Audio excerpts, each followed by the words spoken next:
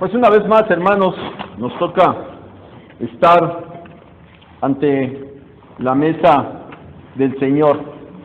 Y estamos aquí porque queremos ser obedientes a su mandato. Y gracias a Dios por la presencia de ustedes, porque ustedes sí sienten, ¿verdad?, ese deseo de obedecer al Señor en el cumplimiento de este memorial en el cual nosotros anunciamos la muerte del Señor. Si se acuerdan, mencioné en la predicación del domingo pasado que recordar la muerte del Señor es un mandato, fue un mandato del Señor, y es un mandato que se canaliza a través de este memorial.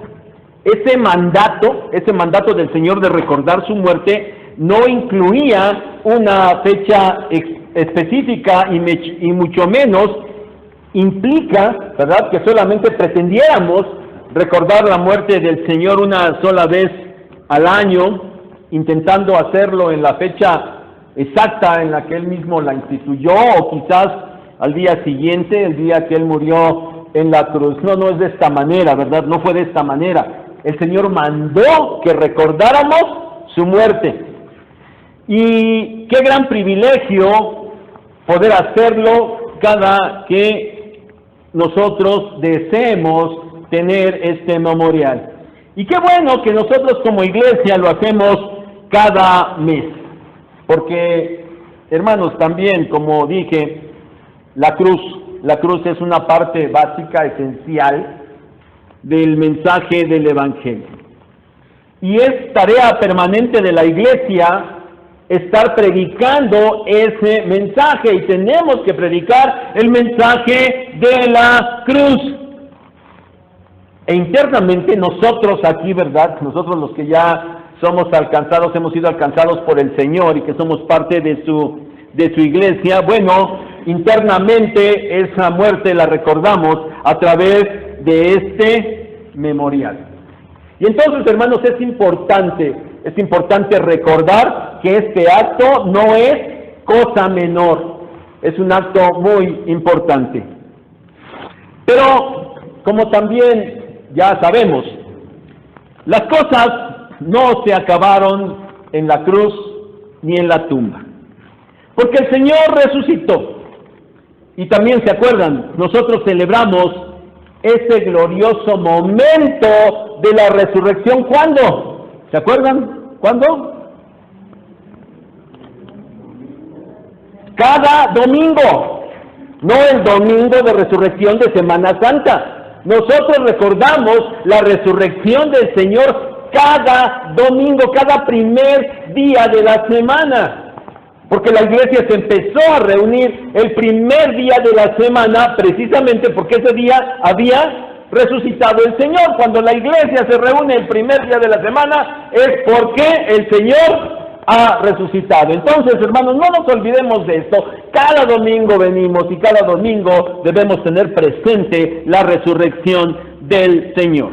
Así es de que, hermanos, lo que hoy hacemos, tanto estar en el domingo aquí y participar de ese memorial, apunta al mensaje central del Evangelio de salvación, del que nosotros, por gracia de Dios, ya somos beneficiarios. Pero, hermanos, las cosas tampoco se acabaron con la resurrección, tampoco se acabó allí. Siguieron adelante. Y hoy vamos a meditar un poco sobre eso. Tal vez no se acuerden, pero el domingo 10 de marzo, después ya pasaron prácticamente 2 meses, cuando empezamos a considerar esos temas acerca de la encarnación del Verbo, y aquel domingo 10 de marzo meditamos en este pasaje de Filipenses capítulo 2, y abarcamos solamente de los versículos 5 al 8. Y en aquella ocasión les dije que para este día y en este culto íbamos a terminar con los versículos 9 al 11. Así es de que ya saben, tengan su Biblia abierta allí en Filipenses capítulo 2, porque vamos a meditar en estos versículos en esta noche. En estos versículos, hermanos, que tienen que ver, y tienen que ver mucho con lo que nosotros consideramos el domingo pasado, el asunto de la resurrección. Con esa también tienen que ver mucho con esa temática de predicaciones que abarcó 2 meses y que ahora sí en este culto, por el momento, podemos concluir. Y digo que podemos concluir con estos asuntos por el momento, ¿por qué? Pues siendo la base de nuestra fe, siendo la base de nuestra salvación, y siendo la base del mensaje que debemos proclamar permanentemente, pues es indudable que una y otra vez estaremos volviendo a estos temas. Y bueno, con otros textos seguramente, porque todo el Nuevo Testamento está lleno del mensaje de la cruz y de la resurrección. Así es que vamos a concluir pues el capítulo 2 de Filipenses del 5 al 11 y terminaremos con los últimos versículos. Y bueno, ya que tienen su Biblia abierta, leamos nuevamente desde la primera parte de esta sección, los versículos 5 al 8, para ahora dar seguimiento y nosotros nos podamos dar cuenta de la manera en que los versículos 9 al 11 se relacionan con los versículos 5 al 8. Bueno, ya que tienen ahí su Biblia abierta, pues vamos a leerlo todos juntos, del 5 al 8 nada más. Pero hermanos, a ver, respetando los signos de puntuación, luego de repente los estoy oyendo y bueno, es un aguacero esto, que no se entiende nada. Entonces, nadie se vaya quedando, pero nadie tampoco vaya corriendo, para que leamos bien. A ver, versículos 5 al 8 nada más dice: haya pues en vosotros este sentir que hubo también en Cristo Jesús, el cual, siendo en forma de Dios, no estimó el ser igual a Dios como cosa a que aferrarse, sino que se despojó a sí mismo, tomando forma de siervo, hecho semejante a los hombres, y estando en la condición de hombre, se humilló a sí mismo, haciéndose obediente hasta la muerte y muerte de cruz.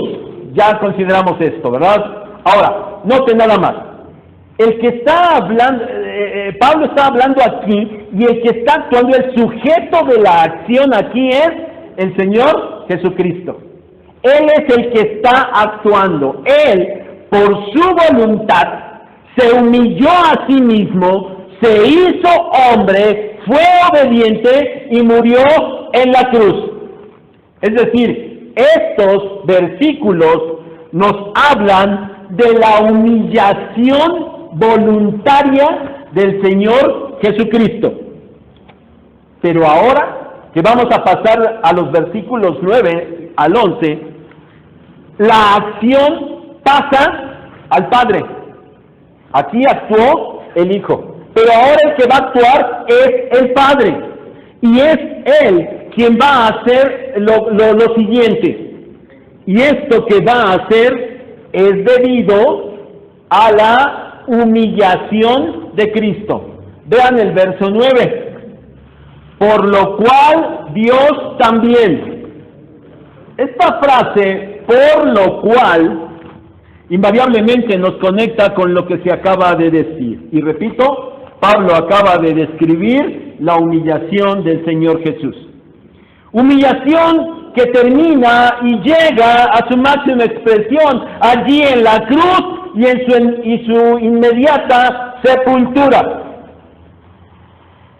Y por lo cual Dios,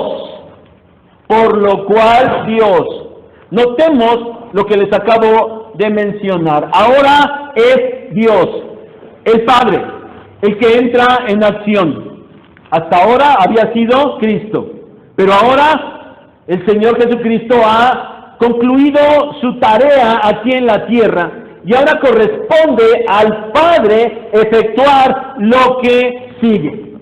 Y vamos a ver dos cosas que hizo el Padre para con Cristo como resultado de su humillación. De esa humillación, de esa muerte que nosotros recordamos en esta noche. La primera cosa que el Padre hizo, versículo 9, por lo cual Dios también le exaltó hasta lo sumo. Lo primero que hizo el Padre fue exaltar a Cristo hasta lo sumo. A ver, ¿por qué pensar que la exaltación vino como resultado de la humillación? ¿Por qué podemos considerar eso? Bueno, miren, primero, porque es una enseñanza de las Escrituras. No los busquen, los textos son varios y vamos a andar brincando, mejor escúchenlos y si quieren pues tomen nota, ¿verdad? Allá en el Antiguo Testamento, el Salmo 147:6 dice: Jehová exalta a los humildes y humilla a los impíos hasta la tierra. En los Evangelios, en palabras del mismo Señor Jesucristo, se dice esta misma enseñanza. Mateo 23:12 dice el Señor: porque el que se enaltece será humillado, y el que se humilla será enaltecido. Igual lo dice en el texto paralelo, Lucas 14:11. Pero también, hermanos, en el resto del Nuevo Testamento encontramos esta misma enseñanza. Por ejemplo, Santiago 4:10. Humillaos delante del Señor y Él os exaltará. Primera de Pedro, capítulo 5, verso 6. Humillaos pues bajo la poderosa mano de Dios, para que Él os exalte cuando fuere tiempo. Humillación delante de Dios y, como resultado, exaltación. La exaltación de Cristo como resultado de su humillación, hermanos, es congruente con la enseñanza bíblica. Pero, hermanos, en el caso de Cristo, esto queda todavía más evidenciado en muchos otros textos del Nuevo Testamento, en los cuales, hermanos, podemos encontrar que la exaltación de Cristo, ¿qué significaba o cómo se dio esa exaltación? Bueno, muchos textos en el Nuevo Testamento nos van a dirigir a que esa exaltación quedó manifestada a través de la resurrección, la ascensión, la entronización y el sumo sacerdocio del Señor Jesucristo. De esa manera, a través de estas cosas, es que el Padre exaltó a Cristo. Les tengo muchos textos en esta noche. Hechos 2, 32 y 33. A este Jesús resucitó Dios, de lo cual todos nosotros somos testigos. Así que, exaltado por la diestra de Dios y habiendo recibido del Padre la promesa del Espíritu, ha derramado esto que vosotros veis y oís. Ya lo leímos hace ratito, ¿sí se acuerdan? El verso 36 también. Sepa pues ciertísimamente toda la casa de Israel que a este Jesús a quien vosotros crucificasteis, Dios lo ha hecho Señor y Cristo. Hechos 5, 30 y 31. El Dios de nuestros padres levantó a Jesús, a quien vosotros matasteis colgándole en un madero. A este Dios ha exaltado con su diestra por príncipe y salvador, para dar a Israel arrepentimiento y perdón de pecados. Romanos capítulo 1 versículos 3 y 4. Acerca de su Hijo, nuestro Señor Jesucristo, que era del linaje de David según la carne, pero que fue declarado Hijo de Dios con poder, según el Espíritu de Santidad, por la resurrección de entre los muertos. Efesios 1, 20 y 21. La cual operó en Cristo, resucitándole de los muertos, y sentándole a su diestra en los lugares celestiales, sobre todo principado y autoridad y poder y señorío, y sobre todo nombre que se nombra no solo en este siglo, sino también en el venidero. Dos textos más. Hebreos 4:14. Por tanto, teniendo un gran sumo sacerdote que traspasó los cielos, Jesús el Hijo de Dios, retengamos nuestra profesión. Hebreos 12:2. Puestos los ojos en Jesús, el autor y consumador de la fe, el cual, por el gozo puesto delante de él, sufrió la cruz, menospreciando el oprobio, y se sentó a la diestra de Dios. Y hay más, hermanos, y hay más. Miren, recordemos que en tanto Dios, el Verbo, la segunda persona de la Trinidad, en su encarnación, acuérdense, lo vimos en la primera parte de estos versículos del 5 al 8, en su encarnación el Verbo no dejó de ser Dios, pero al tomar la naturaleza humana, se sometió a esa condición de humillación y se sometió a una obediencia total al Padre.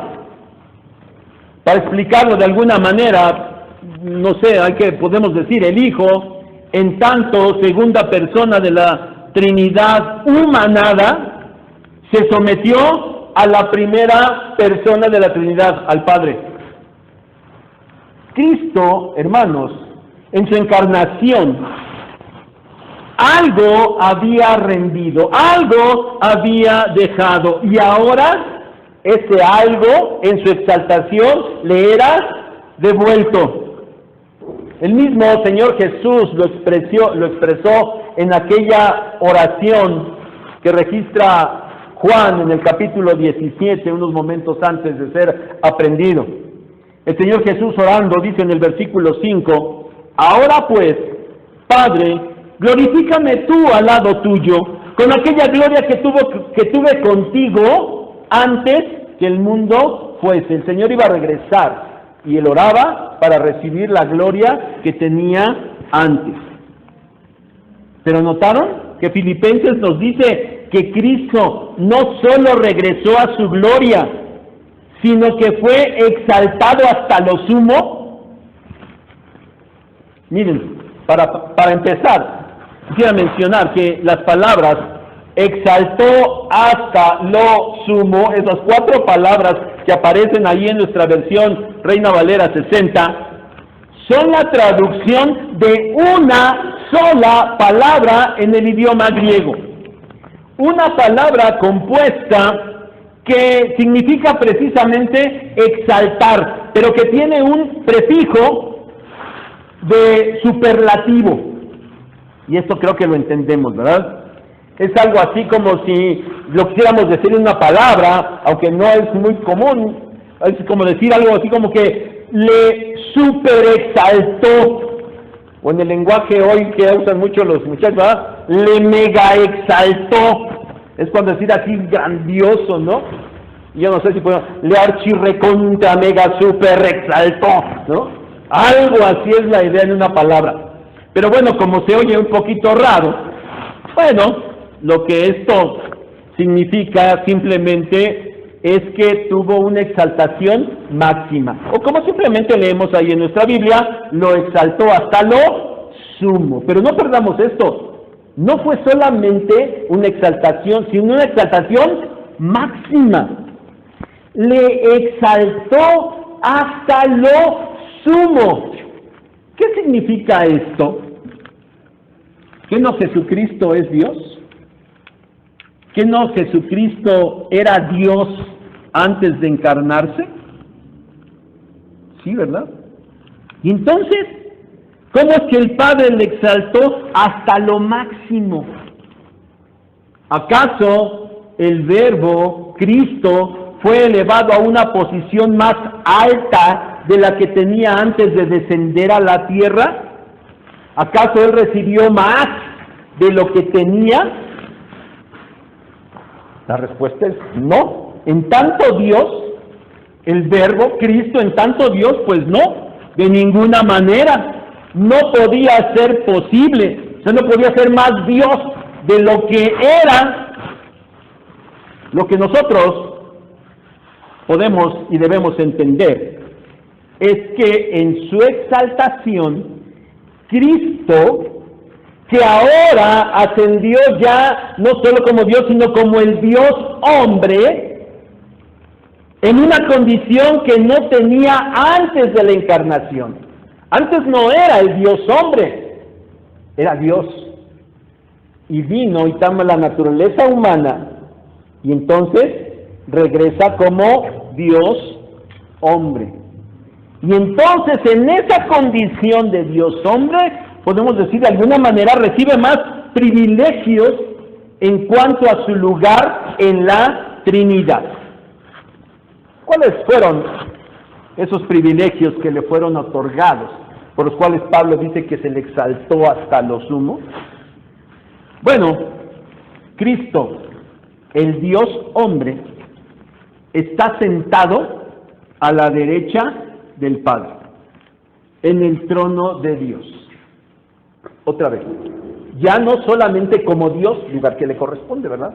Ya no solo como Dios, sino ahora como el Dios hombre.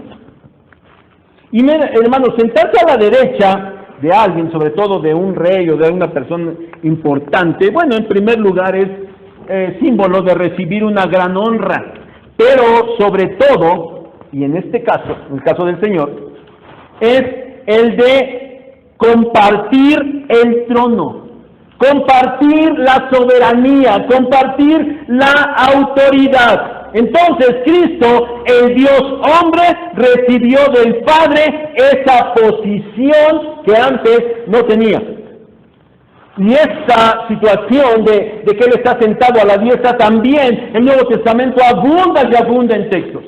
Apocalipsis 22.1, ya no se los voy a leer todos, ya son muchos. Apocalipsis 22.1, Hechos 2.25, Hechos 2.33 y 34, Hechos 5.31, capítulo 7, versículos 55 y 56, Romanos 8.34, Efesios 1.20, Colosenses 3.1, Hebreos 1.3 y 13, 8.1, 10.12, 12.2, Primera de Pedro 3.22. Todos estos textos que les mencioné nos hablan de que Cristo está sentado a la diestra del Padre. Y esto le da un lugar de soberanía. Otro privilegio que recibió es el de ser hecho sumo sacerdote. Y de esta manera, el Dios hombre sentado junto al Padre en el trono intercede ante Dios por los que Él salva.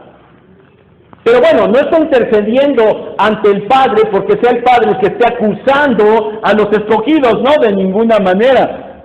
¿Quién acusa a los escogidos de Dios? El diablo. ¿Pero quién está intercediendo por los escogidos de Dios ante el Padre?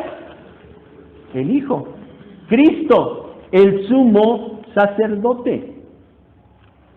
Y dice Hebreos que esto lo hace porque Él vivió como todo ser humano, pero fue sin pecado.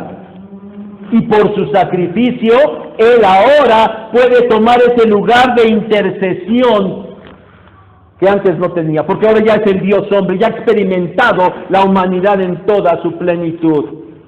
Romanos 8:34 y Hebreos 4, desde el versículo 14 hasta el versículo 10 del capítulo 5, nos hablan de esta posición que fue ganada por Cristo en su exaltación.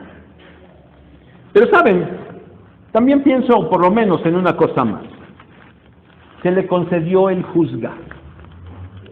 El Salmo 56, el Salmo 75:7, el 94:2, Isaías 33:22, Jeremías 25:31 nos hablan estos textos en el Antiguo Testamento de que el juez es Jehová. El juez es Jehová. Y en Juan 5, 22, 23 y luego el 27, el Señor Jesús está diciendo que el Padre le ha otorgado al Hijo esa capacidad de juzgar. El Padre no juzga a nadie, sino que le dio esa potestad de juzgar al Hijo. Cosa que antes no tenía. Sí. El Padre exaltó a Cristo.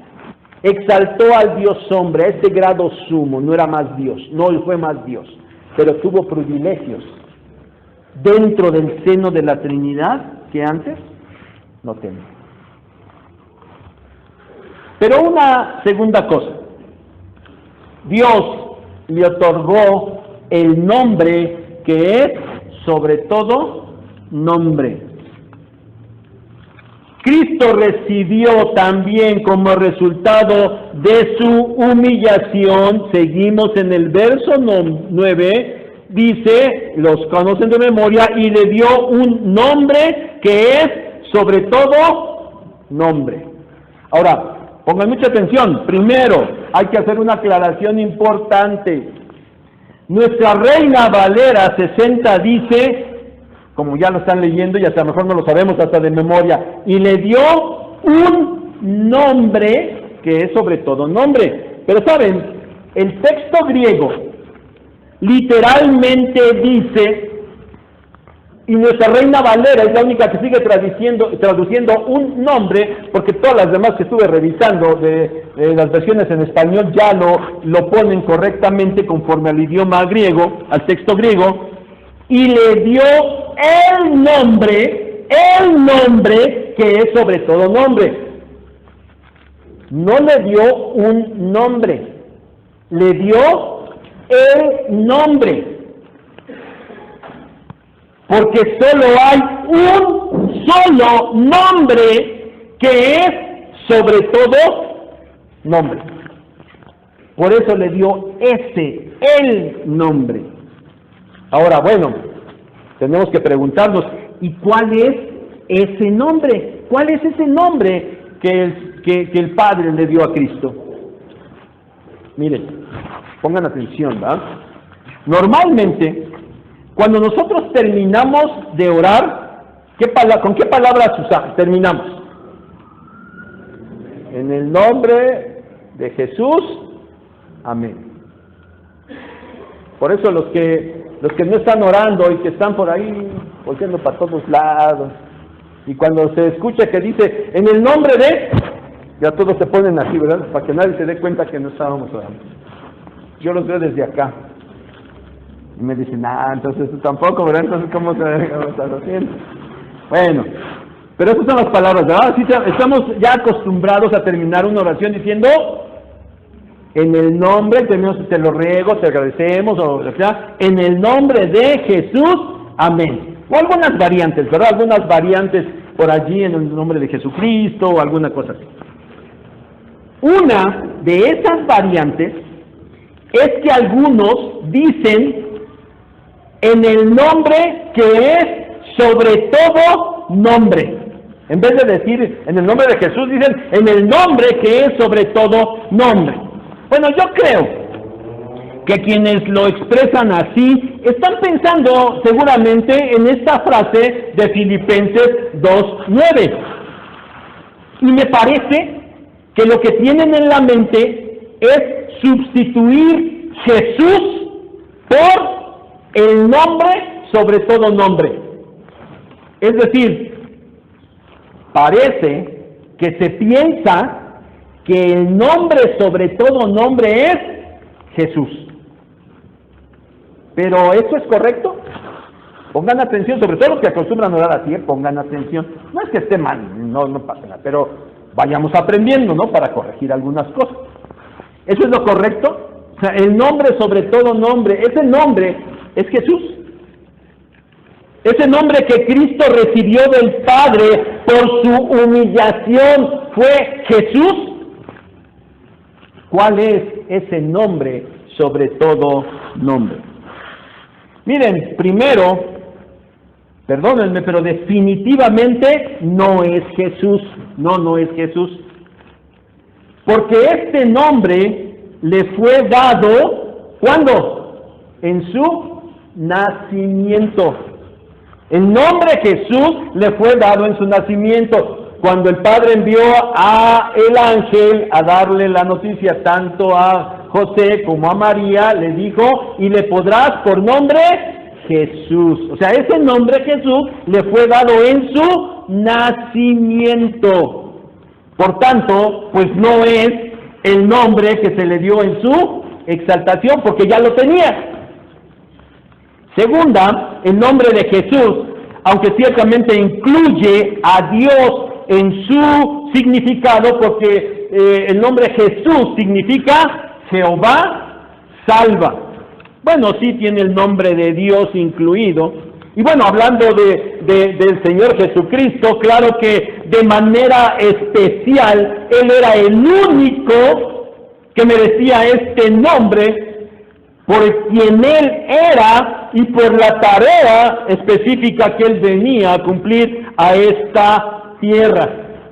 Sí, por eso. Paréntesis. A nadie de ustedes se les vaya a ocurrir en el futuro ponerle a sus hijos Jesús, ¿verdad?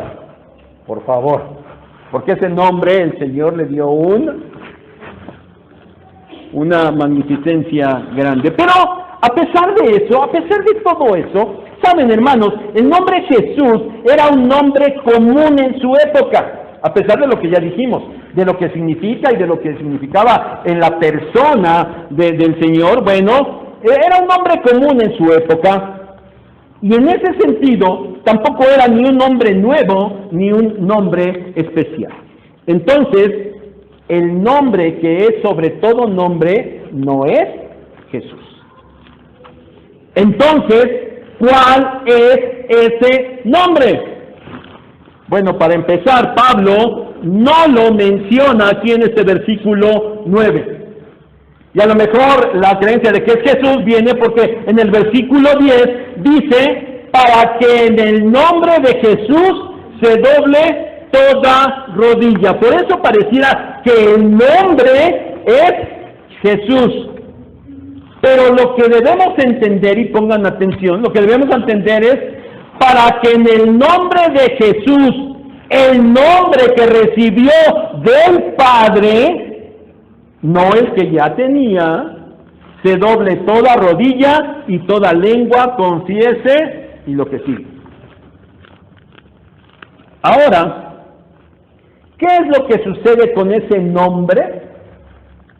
Que se doble toda rodilla y que toda lengua confiese. Eso es lo que sucede con ese nombre. Todavía no llegamos a cuáles, ¿verdad?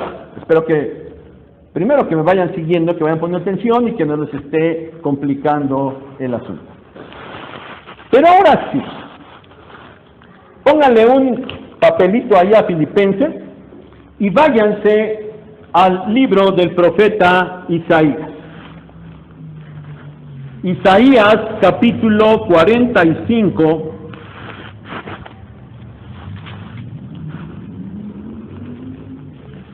versículos 22 y 23. Isaías capítulo 45, versículos 22 y 23. ¿Ya lo encontraron? ¿Ya lo tienen? ¿Ya? Bueno, ahora sí. A ver, vamos a leer juntos versículos 22 y 23. Dice, mirad a mí y sed salvos, todos los términos de la tierra, porque yo soy Dios y no hay más. Por mí mismo hice juramento, de mi boca salió palabra en justicia y no será revocada, que a mí se doblará toda rodilla y jurará toda lengua. ¿Está claro? Lo mismo que nos está diciendo Filipenses 2, 10 y 11. ¿Sí está claro? ¿Vamos bien hasta ahí? Pero, ¿cuál es el nombre de Dios? Espero que no hayan cerrado Isaías, ¿verdad? Espero que no lo hayan cerrado. Regrésense, denle la vuelta para atrás tantito. Isaías 42, 8. Isaías 42, 8. Y a ver, alguien que lea fuerte, pero que lea fuerte, ¿eh? Porque les dicen, ay, yo me paro y no lo oímos nada. Alguien que lea fuerte, a ver, léanos el versículo 8 del capítulo 42. ¿Quién nos lo lee? Yo, Jehová, este es mi nombre, y a otro no daré mi gloria, ni mi alabanza a esculturas. ¿Cuál es el nombre de Dios? Jehová. Los testigos de Jehová estarían felices ahorita, ¿verdad? Es más, ese creo que es uno de sus textos favoritos. A ver, ¿y cuál es el nombre de Dios? Ahí te ponen y luego sacan ya ves, Jehová, pues sí, nosotros estamos de acuerdo, ¿no? Nadie les está diciendo que no. Es cierto, el nombre de Dios es Jehová. ¿Quién habló en Isaías 45? Dios. ¿Qué se hace ante Dios? Se dobla toda rodilla y lo confiesa toda lengua. ¿Y cuál es el nombre de Dios? Jehová. El nombre de Dios es Jehová. Ahora, hermanos, ustedes ya saben, ¿verdad? Porque lo han aprendido. Ustedes saben que el pueblo de Dios evitaba, por un temor reverente, y por temor a usar el nombre de Dios en vano, el pueblo de Dios evitaba pronunciar el nombre Jehová, no lo pronunciaba. Y en su lugar decía Adonai, que significa Señor. En vez de decir Jehová, ellos decían Señor. Y cada que estaban leyendo la Escritura y se encontraban esas 4 letras del nombre de Jehová o de Yahvé, ellos en vez de decir Yahvé, decían el Señor. El Señor. Por eso, cuando los judíos decían o escuchaban el Señor, ellos invariablemente se estaban refiriendo o estaban entendiendo que se hablaba de Dios mismo. El Señor es Dios mismo, Jehová, ante quien se iba a doblar toda rodilla e iba a confesar toda lengua. Volvamos a Filipenses. Filipenses 2. Y veamos el versículo 11. Y toda lengua confiese que Jesucristo es ¿quién? El Señor. Jesucristo es el Señor. ¿Cuál es el nombre? Sobre todo nombre. Jehová o el Señor. El nombre sobre todo nombre no es Jesús. El nombre sobre todo nombre es el Señor. El Señor. Y ese es el nombre de Dios. Y como hace un momento, bien podríamos preguntarnos otra vez, bueno, ¿qué acaso no ya Cristo lo poseía porque era Dios antes de encarnarse? Y nuevamente diremos, pues sí, así es. Pero ahora que ha sido exaltado como el Dios hombre, se le ha conferido, además de la exaltación, también el nombre de el Señor. El Señor. Ya leímos Hechos 2:36. Sepa pues ciertísimamente toda la casa de Israel que a este Jesús a quien vosotros crucificasteis, Dios le ha hecho Señor y Cristo. Los apóstoles, la iglesia primitiva, que entendían perfectamente que el Señor era Dios, ahora entendieron perfectamente que a partir de su exaltación, Jesús, aquel hombre al que ellos habían conocido, como dice el apóstol Juan en su primera carta, al que habían palpado, con el que habían comido, con el que habían estado. Ese hombre con el que convivieron era Dios.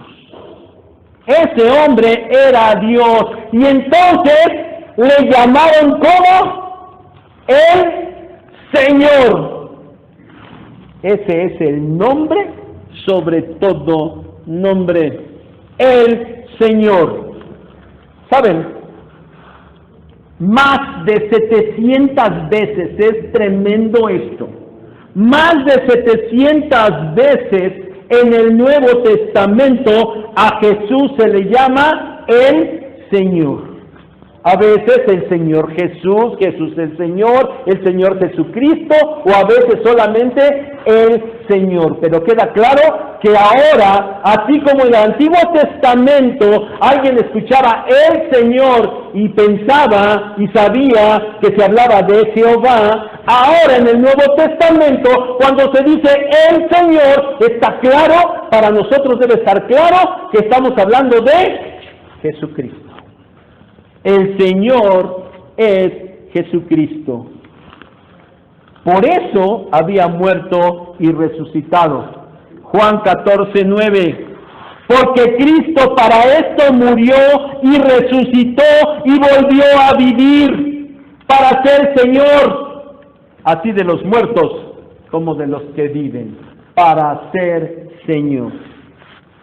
Jesucristo es el Señor. Y esto implica soberanía, y soberanía total. ¿A qué grado? En el mismo lenguaje de Pablo en este pasaje, al grado sumo. Que Jesucristo se llame Señor, pongan atención en esto también. Que Jesucristo se llame Señor fue algo otorgado por Dios. Fue algo otorgado por Dios. Así es que su señorío no depende de nadie, ni depende del reconocimiento de nadie. Jesucristo es el Señor independientemente de que algunos o muchos no quieran reconocerlo. Precisamente porque es el Señor, por eso llegará un día en que se doble toda rodilla de los que están en los cielos y la tierra y debajo de la tierra. Y esta expresión, para no alargarme en esto, incluye a todos los seres creados, espirituales y terrenales, vivos y muertos, todos, un día, todos, sea voluntariamente o en contra de su voluntad, no importa, pero todos un día se van a inclinar, nos vamos a inclinar ante el Señor Jesucristo. Para nosotros va a ser glorioso. Nosotros vamos a correr, a hincarnos delante del Señor. Habrá otros que no les va a dar mucho gusto, pero de todas maneras se van a doblegar delante del Señor Jesucristo. Hermanos, ¿estamos conscientes de esto? ¿Cómo respondemos al señorío de Jesús, los que ahora nosotros somos de su iglesia? ¿Cómo respondemos a esto? Saben, hermanos, hay algo triste y lamentable.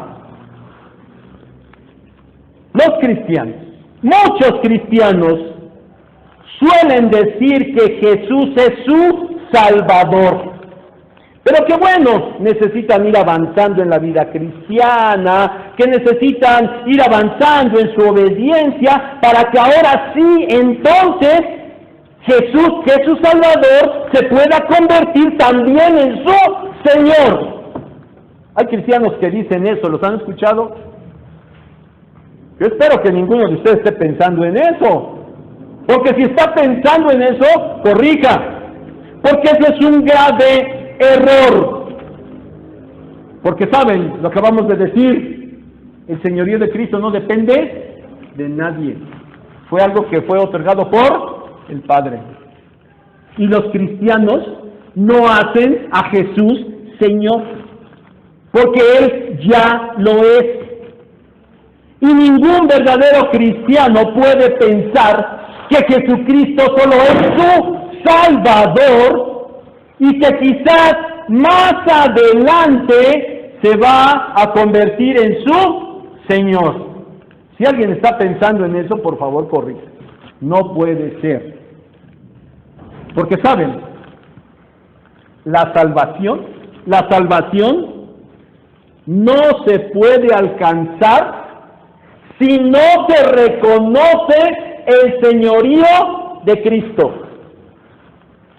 La salvación no se puede alcanzar si no se reconoce el señorío de Cristo.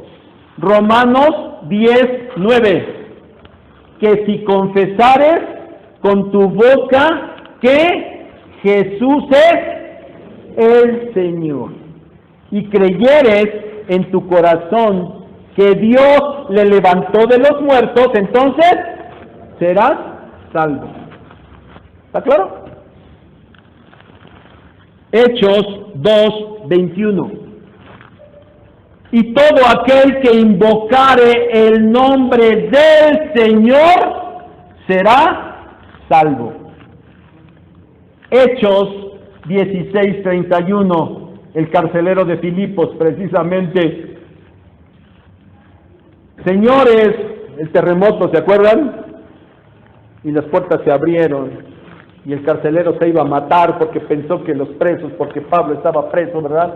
Y pensaron que se había escapado y el carcelero se iba a matar. Y entonces aquellos le dijeron, ¡hey, no te mates, aquí estamos todos! Entonces llegó y les dijo, ¿qué puedo hacer para ser salvo? Y el verso 31, ellos le dijeron, cree en el Señor Jesucristo y serás tú y tu casa. La salvación. Nadie puede decir que Jesús es su Salvador, pero que no es su Señor. Así es de que, si no lo has considerado correctamente, bueno, tienes que corregir. Y por esto, y algunas otras cosas más, que ya no mencionamos, Jesucristo es el Señor. Jesucristo es el Señor. El pesebre solo fue el inicio. La tarea de Jesús de ninguna manera terminó allí. La cruz, el pago expiatorio necesario, la muerte y la sepultura fueron parte de la vida de Jesús en la tierra. Pero la tarea de Jesús no terminó allí tampoco. Resucitó, el Padre lo levantó de los muertos y Jesús dejó la tumba vacía. Pero la tarea de Jesús tampoco terminó allí. Resucitó, ascendió a los cielos y se sentó a la diestra del Padre. Como ya dijimos, de esta manera Él fue exaltado. Pero la tarea no terminó allí. Ahora, siendo nuestro sumo sacerdote, intercede por nosotros continuamente, pero su tarea no termina allí, porque un día Él resonará su voz y nosotros, su iglesia, seremos llevados para estar siempre con Él. Pero su tarea todavía no termina, porque un día volverá físicamente a esta tierra y establecerá su reino sobre todo el mundo y cumplirá sus promesas a su pueblo Israel.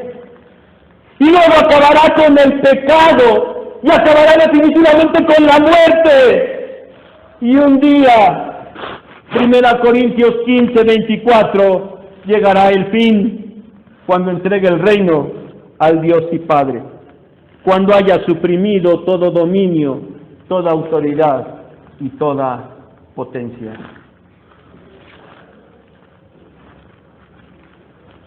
pero desde su exaltación, debida a su humillación, a eso que recordamos hoy, Jesucristo fue hecho el Señor, el soberano. Jesucristo es el Señor. Y esta verdad debe ser una declaración firme, permanente, clara de su iglesia, que somos nosotros. Jesucristo es el Señor.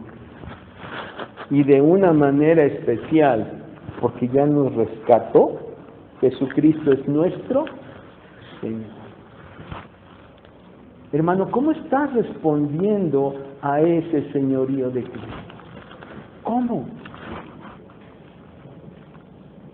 ¿Estás siendo obediente?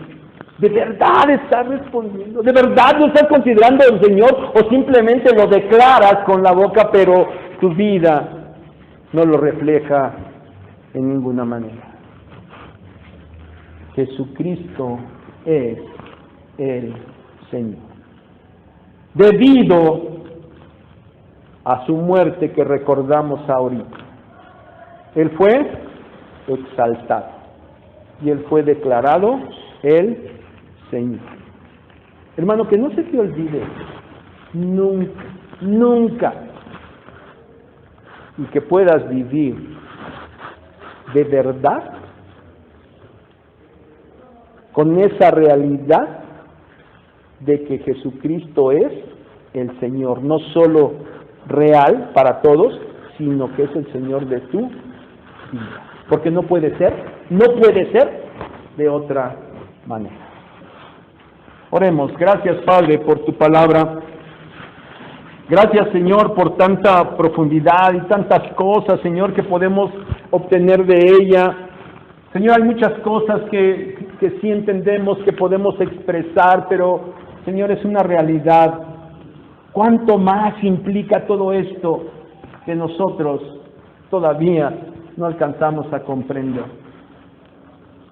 Gracias, Padre, porque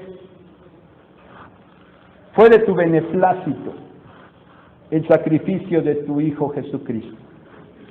Y debido a eso tú lo exaltaste al grado máximo y le has hecho el Señor. Padre, que entendamos de quién somos. Somos posesión tuya, Padre, y somos posesión del Señor Jesucristo, tu Hijo. En su nombre te agradecemos. Amén.